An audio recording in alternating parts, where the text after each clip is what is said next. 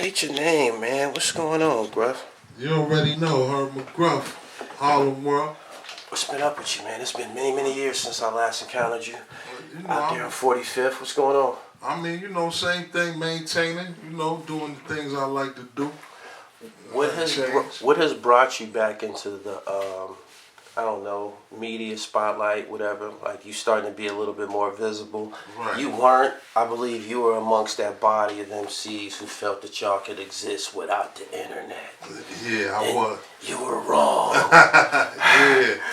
Well, this brother right here, my little man Spit, man, I think, he just say, yo, Gruff, man, I think we could do it. Just come out one more time with me, B. I promise. So I'm just feeding off Spit energy because, I feel I did enough but in the rap game, but he said, man, we got another something else to go. So I feel like you feel, Gully. Yeah. You want to see him. Like, right. You want to see him. This is how, man. How do you feel about the reception? Like, when people see, like, how you just was online? I mean, it's all love, I ain't never, I ain't never really go nowhere. I just always been quiet behind the scenes. I like everybody else to rock. I like to see everybody else rocking.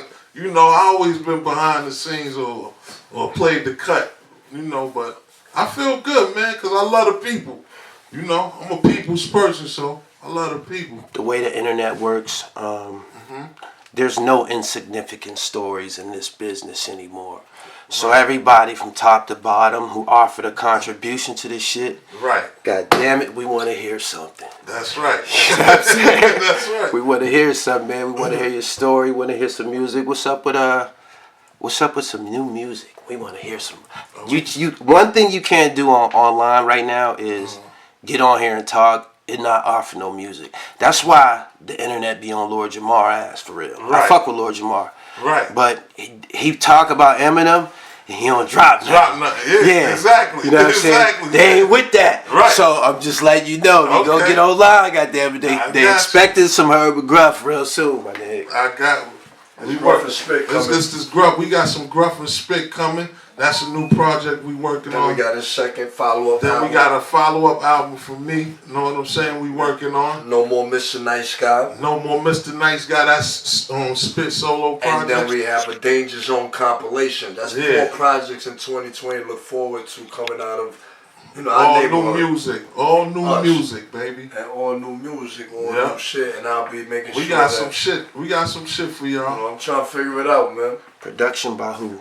We got productions by DJ Thorough, Six Figure Digger, who else? Divine Bars. And who else did something? Somebody else did something. We did a lot of independent but people know Dick 6 Figure. He did a lot of early Dipset Definitely. Yeah, a lot of early Dipset stuff.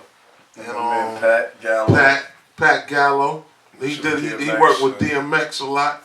And all that. Yeah, so we got a couple hitters. I'm trying to get a joint from Grease. I need one of them old Dame gritty. Know what I mean? One of them gritty Grease joints, man. Holla you already know. He watching. Yeah, know what I mean? Grease, you already know, B. I need one of them old joints. A DJ Primo joint for Premier. We need a Primo joint. Whoever got some heat, man. But that's what I'm saying. I've been in two Word up. young. If it's hot, we gonna rock. I got an ear. I got a certain ear. A lot of times I come to the table with shit like, yo, listen, like the reminiscence. I got a certain ear. Right. I got a certain ear, and I come to the table like, yo, listen, I need you to listen to this record real quick. Even if they're not aware of it, or if they are aware of it, I'm like, yo, listen to this part of the record. Well, listen to it again. Listen to this part of the record. Right. And I'll know how to format it. So once I get to sit down, man, and start producing and doing whatever, my ear different too, man. So I'll be bringing a lot of the beats and a lot of the sounds to the table as well. And I look forward to working with a lot of producers.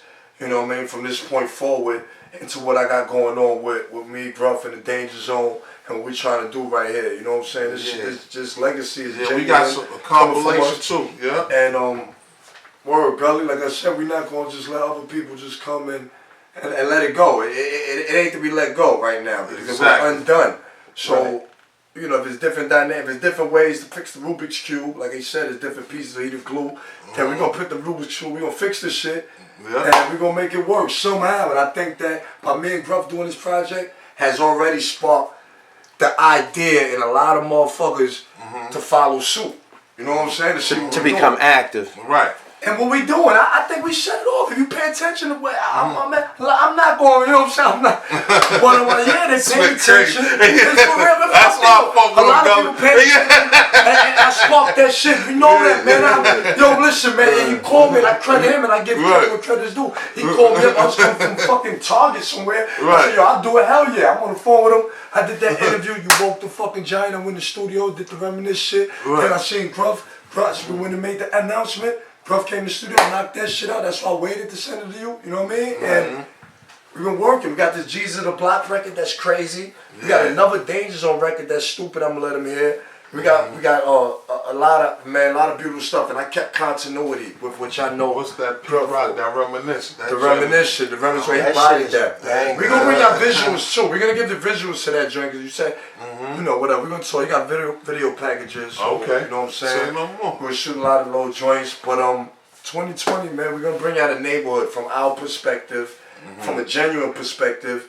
From a now still there eyes perspective. And it's all authentic, man. Authentic. Explain to my viewers, some who may not be in the loop like that, exactly what you mean when you say the danger zone. Give them the definition, the history behind it. You know, go ahead.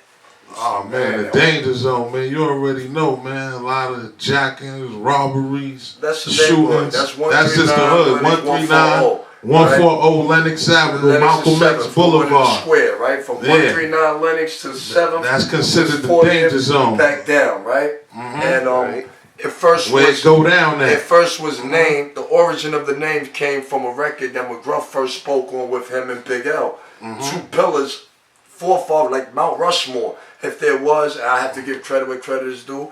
It's Big L, Mace, Cam, and Mcgruff. That's the Mount Rushmore of our Harlem.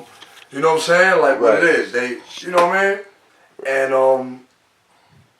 I love Harlem, B. You know. Word up. Say less, I love Harlem, man. You were speaking of prospectively, hopefully, a Harlem tour. You just said something about it online. I would love to do a Harlem tour, man. From my dudes from the east side to the west side to, you know, as long as you from Harlem and you repping and you got some heat. Why not? You know what I'm saying? It's enough money for everybody. I ain't never been a greedy individual, so you know what I'm saying? You got to see the big picture. You know what I'm talking like all ASAP, Ferg, I'm talking to all y'all. We need to do a Harlem World Tour one time, man, just to see how it work, man. If it don't work, then it don't work. But I just wanna fathom that fact that, you know what I'm saying? I see a big picture, man. And I know it could work, man. Everybody come together on one accord, you know. But if not, me and Gruff gonna go on tour. You already know we gonna do what we do. But I'm inviting whoever, man. As long as you got positive energy and you trying to know what I'm saying, I'm with it, man. Right. My ears is open. We here. Give me some. Take me back to the day that you met Lamont Coleman. Oh man, I had to be about at least 8 or 9. And we used to always, you know, 139 Lenox Park was a big park. So there's a lot going on in there. You know what I'm saying? So, you know, from playing loadies to, you know, running around the park playing freeze tag to, you know, that's how we, you know, we grew up or whatever. And Lamont's mother, rest in peace, Pinky, she used to throw a lot of like bus rides to like Great Adventures. So she was like the head of the block association. So, you know, it was like our block was a close-knit block. Like everybody damn near related. If you're not related, your kid, you got a kid by this one and they related like that or whatever. So it's really a close-knit block. And you know, me and Al, we just clicked. That was my boy, man. Word, that was my boy, man. When did y'all become rappers? Who started the started to rap first? Like Al, we all grew up listening to like rap, like, cause it's like people, God bless the dead, Starsky, Lovebug, rest in peace, Lovebug, Starsky. Know what I'm saying? He is a big influence on us too. Know what I'm saying? We got DJ Don Shades, my man Mike Nice. Like these is the older dudes from the block. You know, when we was coming out, peace to Kev Nice, You know what I'm saying? This when the block jams was rocking. And then, you know, sometimes you'll see people grab the mic or whatever. So since then, you know, we always had love for rap. But L was the first one out of all of us that really inspired me to rap. Like L.